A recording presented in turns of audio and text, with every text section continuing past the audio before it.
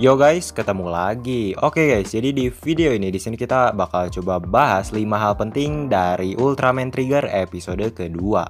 Yap, Ultraman Trigger episode kedua udah tayang gitu lah ya, yang dimana pada video bahasan ini saya nggak bakal jelasin alur ceritanya kayak kemarin. Namun di sini saya bakal bahas hal-hal penting ataupun menarik di episode tersebut, oke? Ya sekaligus berteori lah ya.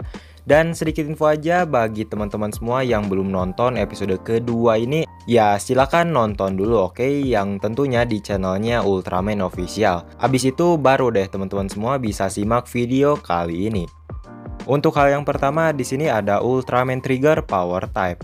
Nah ini yang ditunggu-tunggu akhirnya nongol juga.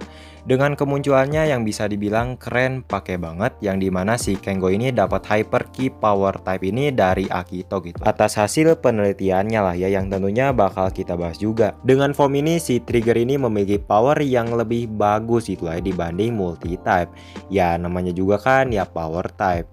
Terus pada proses pergantian formnya dari multi-type ke power type itu sama persis sama Ultraman 3 banget pak ya. Kayak ada transisi ganti warnanya gitu. Setelah itu baru deh si Trigger ini berubah wujud ke Trigger power type yang kita ketahui gitu lah ya. Asli pak, ini sih transisinya keren banget dan mulus banget pak, asli dah. Apakah menurut teman-teman juga sama? Ya komen aja di bawah, oke? Oh ya, ngomongin soal si Trigger Power Type ini, ya pas dia fight sama si Dargon itu, ya seperti biasa, keren banget. Nggak slow-mo pak, walau ya ada sesekali sih, tapi itu nggak masalah. Bagi saya pribadi, oke? Untuk hal yang kedua di sini ada Dargon. Yap, Dark Giant kedua setelah Carmilla ini nongol juga setelah dibangkitkan oleh Carmilla yang mengharuskan dia untuk menggunakan cambuknya. Ini aneh sih, yang dimana segel dari Dargon ini dapat dihancurkan dengan cambuk yang memang overpower. Sedangkan Carmilla kemarin bisa hancur cuma karena batu atau asteroid doang. Apakah segel dari si Carmilla ini selemah itu gitu atau gimana? Mari kita diskusikan di kolom komentar, oke? Terus juga ngomongin soal Dark Giant ini, si Dargon ini disegel di luar angkasa, sama halnya dengan Carmilla kemarin. Namun bedanya si Dargon ini disegel dengan posisi yang kebalik pak, sambil nancep gitulah ya, ini lumayan lucu gitu. Dengan debut yang mantep banget, si Dargon ini ada Dark Giant yang lebih ke power. Asli pak, pas awal-awal muncul itu lumayan serem sih, dimulai dari badannya yang gede, teriak-teriak nyebutin nama Trigger, dan barbar banget sih. Kayaknya dia ini dendam banget sama si Trigger ini. Dikarenakan si Trigger ini energinya udah terkuras gitu ya setelah melawan Gimaira tadi. Dia cukup kewalahan pas lawan si Dargon ini, ditambah lagi dia belum punya Hyper Ki dari Power Type. Jadi ya si Dargon ini dapat memanfaatkan ya hal tersebut untuk leluasa menghajar si Trigger ini. Walaupun ya di pertarungan selanjutnya dia kabur juga. Menurut teman-teman sendiri gimana tentang si Dargon ini? Silahkan komen di bawah ya. Untuk hal yang ketiga di sini ada pertarungan di dalam air. Nah ini hal yang mantap banget pak asli, yang dimana akhirnya gitu lah ya pertarungan di dalam air hadir kembali dengan nuansa di dalam air yang jauh lebih realistis dibanding di seri-seri sebelumnya, atau ya seri-seri lawas lebih tepatnya. Adegan ketika si Trigger dan si Dargon fight itu jadi makin epic lagi setelah tadi mereka fight di daratan. Walau fightingnya jadi slow mo sih, tapi ya memang harus kayak gitu biar lebih realistis lah. Namanya juga kan ya di air. Pertarungan dalam air ini juga terdapat kemunculan dari Circle Arms dengan mode Power Claw sekaligus finishernya yang bernama Deracium Claw Impact. Menurut teman-teman sendiri gimana tentang pertarungan di dalam air yang hadir kembali gitu setelah sekian lama? Itu yang terakhir itu ya si Z kayaknya, ya itu juga cuma masuk air doang, bukan fight di situ. Silahkan tulis pendapat kalian di kolom komentar, oke? Untuk hal yang keempat di sini ada Akito Hijiri. Asli dah, ini pas awal-awal saya ngeliat si Akito ini kayak kesel aja pak. Dimulai dari sapaan Kengo yang ramah banget, ya dia malah cuek aja. Terus juga ya selalu ngeluarin kata-kata Yurusai atau berisik. Ya terus juga ngebanting ya si Kengo ini karena megang si Yuna. Nggak salah sih. Terus juga iri karena si Kengo ini adalah Trigger yang dimana ternyata gitu ya dia ini pengen jadi seorang Ultraman Trigger hanya untuk melindungi Yuna. What?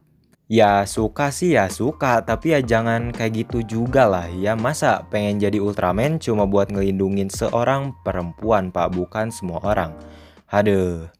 Walaupun dia ini punya sifat kayak gitu ya, namun dia ini ya telah membuat God Spark Lens-nya Kengo berdasarkan Ancient Spark Lens yang Pak Mitsuni bawa dari reruntuhan guys ya yang kemarin.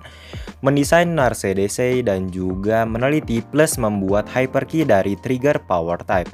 Asli sih ini pas awal-awal gitu ya saya ngelihat hal ini, kok ada Hyperkey kosong yang kayak lagi diisi sebuah kekuatan gitulah ya. Apa si Akito ini pengen jadi Ultraman atau gimana? Taunya dia ini lagi ngebuat Hyperkey dari trigger power type dengan memanfaatkan ukiran-ukiran kuno gitu lah ya. Dengan adanya hal ini kayaknya Hyperkey dari trigger Sky type juga bakal Kengo dapetin dari si Akito ini kayaknya. Dengan cara menyalurkan kekuatan dari ukiran-ukiran kuno tersebut tentunya. Oh iya, ngomongin soal si Akito ini, dia sempat kecewa gitu ya karena dia nggak jadi Ultraman. Namun untungnya di sini ada Pak Mitsuni yang memintanya untuk menolong Kengo dalam hal apapun. Karena adanya hal ini si Akito pun nggak terlalu galak mau membantunya dan juga merahasiakan identitas si Kengo ini. Menurut teman-teman sendiri gimana soal si Akito ini gitu ya? Ya silahkan komen aja ya di bawah. Untuk hal yang kelima atau yang terakhir di sini ada Yuna Shizuma. Oke, heroin kita yang masih sekolah gitu lah ya, akhirnya bertemu dengan Kengo dan melihat secara langsung gitu lah ya keberadaan Ultraman Trigger. Kenapa saya bahas si Yuna ini ya karena ada hal yang lumayan unik dari si Yuna ini yang dimana ya ketika dia melihat langsung gitu lah si Ultraman Trigger ini, secara nggak sadar dia ini menyebutkan nama raksasa cahaya tersebut yaitu Ultraman Trigger. Mengingat Yuzare dalam seri ini pemerannya sama gitu ya kayak si Yuna ini. Apakah akan ada hubungannya sama Yuzare atau ya cuma mirip doang? Ya kayaknya sih ada hubungannya sama Yuzare, entah reinkarnasinya atau apalah itu. Ya silakan teman-teman semua kalau misalnya kalian punya teori yang cukup masuk akal ya akan hal ini, silakan komentar aja di bawah. Oke, mari kita diskusikan hal ini. Jadi ya kayaknya gitu aja dulu lah ya beberapa hal penting gitu lah ya yang ada di Ultraman Trigger episode kedua. Asli dah ini kalau misalnya kita ngomongin ya alur cerita dari Ultraman Trigger ini, ya kayak kesannya itu cepet banget dan lumayan terburu-buru lah istilahnya. Jadi ya agak kurang serak aja gitu lah ya. Kalau menurut kalian sendiri gimana gitu lah ya tentang hal ini gitu lah ya, silahkan kalian komen aja di bawah lah ya, oke. Dan kemungkinan besar ya untuk ya bahasan-bahasan Ultraman Trigger formatnya bakal kayak gini gitu ya, poin-poin penting gitu ya dari episode tersebut. Soalnya ya kalau misalnya kita ya bahas alur ceritanya dari awal sampai akhir gitu ya lumayan ngantuk sih kalau misalnya jadi dengerin. Jadi ya kayaknya gitu aja dulu. Kalau misalnya kalian suka dengan video kali ini, klik tombol like di bawah dan juga sampai jumpa.